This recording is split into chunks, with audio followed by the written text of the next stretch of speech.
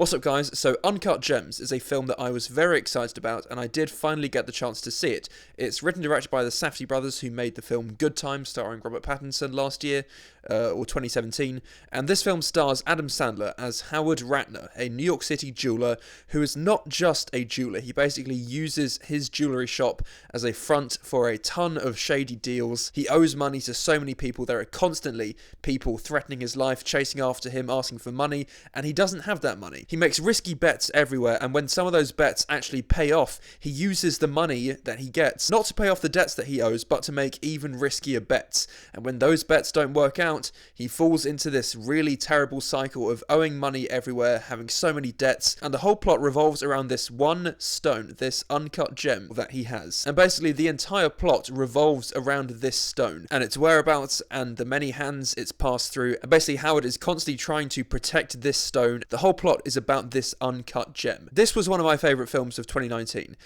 It's definitely one of the most exciting and tense, emphasis on tense. This film will give you a heart attack.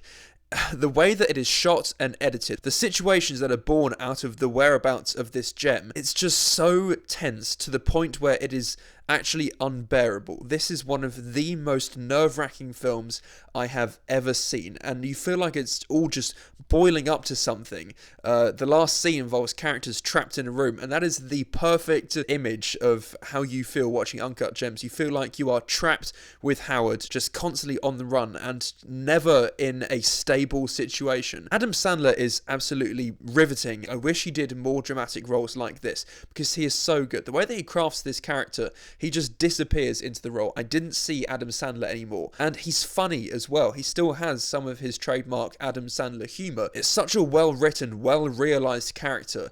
And you don't hate him. He's involved in all these shady, illegal things, and he's cheating on his wife. He's got this model girlfriend. But you don't dislike him. You always want him to succeed, and that's all down to Adam Sandler.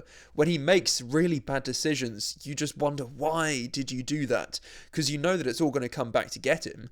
And then when you finally think that he's doing well, you want him to succeed. You want him to pay off all his debts, and you want him to settle down and not have people chasing after him, and you want him to live and not have people threaten his life.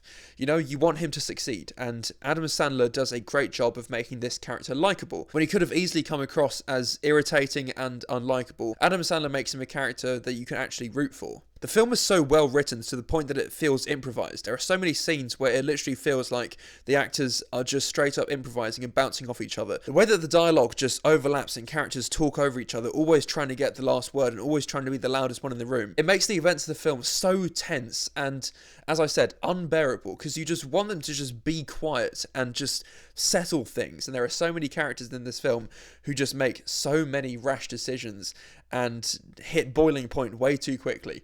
And you just want them all to calm down. I'll say it again, this is such a nerve-wracking, nail-biting film, and it all boils down to one of the most shocking endings I've seen in a very long time. Some people might not like it, but the ending did work for me. So I had a fantastic time watching Uncut Gems. The only flaw that I have with it is that it is slightly too long. There was a point in the film where I thought that it hit the climax, but then you realise that there's still so much left to be resolved. There are still so many events that need to happen, and the film just keeps going on and on. So I did think it was a bit too long, but that's literally the only flaw that I have with it. All the performances are great. Kevin Garnett, yeah, the basketball player Kevin Garnett, he's in it as himself, and he's actually not bad. I actually really enjoyed his role in this film. Keith Steinfeld is also in the film. Idina Menzel plays his wife. All the supporting actors are really good. Adam Sandler, though, is the star, and he's the one that people were talking about, and I really thought that he deserved an Oscar nomination, because I really wanted that to happen. You know, wouldn't that be crazy? Adam Sandler getting an Oscar nomination?